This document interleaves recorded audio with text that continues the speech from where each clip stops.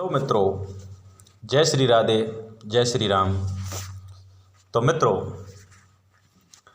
आज हम आपको बताएंगे एक विद्वान पंडित के 3 प्रश्न। जी हाँ दोस्तों, एक विद्वान पंडित एक नाव में बैठ जाते हैं और एक नाविक से क्या 3 प्रश्न करते हैं और क्या नाविक उन पंडित को जवाब देते हैं। तो मित्रों, वीडियो बहुत ही ज्ञानवर्धक है। इस वीडियो में बहुत ही अच्छी बात बताई गई है। तो कृपया हमारा चैनल सब्सक्राइब नहीं किया है तो हमारे चैनल को सब्सक्राइब कर लें। तो मित्रों, गंगा पार करने के लिए पंडित जी एक नाव में बैठ जाते हैं। नौका धीरे धीरे सवारियों के साथ में सामने वाले किनारे की ओर बढ़ रही थी। पंडित जी भी उसी नौका में सवार थे। तो पंडित जी थोड़ी देर चुप रहे। फिर पंडित जी ने नाविक से प्रश्न पूछा और कहा, तुमने कभी भूगोल पढ़ी है? नाविक बेचारा भोला भाला था। नाविक ने बोला, पंडित जी भूगोल क्या होता है, मुझे कुछ पता नहीं है। पंडित जी ने अपनी पंडितता का प्रदर्शन करते हुए कहा, तुम्हारी एक पाव जिंदगी तो पानी में ही गई। लेकिन पंडित जी चुप नहीं रहे। दोबारा से पंडित जी ने दूसरा प्रश्न किया, क्या आपने कभी इतिहास पढ़ा है? महारानी लक्ष्मीबाई कब और कहाँ हुई थी? उन्होंने कैसे लड़ाई लड़ी? नाविक बेचारा फिर बोला, पंडित जी लक्ष्मीबाई कौन है? मैं कुछ नहीं जानता।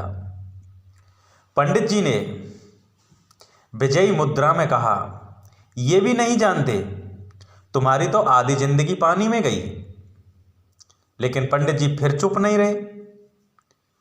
फिर अपनी विद्या के मध्य में पंडित जी ने तीसरा प्रश्न पूछा। महाभारत का भीष्म, नाविक संवाद, रामायण का केवट और भगवान श्री राम का संवाद जानते हो? नाविक तो बेचारा अनपढ़ था, उसने तो कभी पढ़ाई की नहीं। तो नाविक ने अपने तीसरे प्रश्न का उत्तर दिया, पंडित जी मैं पढ़ा लिखा नहीं हूँ, मैं कुछ नहीं जानता हूँ, मैं सिर्फ नाव चलाना जानता हूँ। पंडित जी मुस्कुराते हुए बोले, तो तुम्हारी तो पौन जिंदगी तो पानी में ही गई। तभी मित्रों अचानक गंगा का प्रभाव तीव्र होने लगा। नाविक ने सभी को तूफान की चेतावनी दी और पंडित जी से पूछा, आप तैरना जानते हैं क्या? पंडित जी घबराकर बोले, मुझे तो तैरना वैरना नहीं आता है। नाविक ने स्थिति भांपते हुए कहा, तो पंडित जी ये समझो आपकी पूरी जिंदगी पानी में गई। नाविक ने स्थिति भांपते हुए कहा पंडित जी को। कुछ ही देर में नौका पलट गई और पंडित जी पानी में बह गई। और सारे लोग उस नाव में जो बैठे थे वो तैरना जानते थे और नाविक भी तैरना जानता था। तो वो सभी लोग इस नदी की किनारे से दूसरे किनारे पर पहुंच गए और पंडित जी हाहाकार करते हुए नदी में बह गए। तो मित्रों, विद्या वाद विवाद के लिए नहीं है और ना ही दूसरों को नीचा दिखाने के लिए है। लेकिन कभी कभी ज्ञान के अभिमान में कुछ लोग इस बात को भूल जाते हैं और दूसरों का अपमान कर बैठते हैं।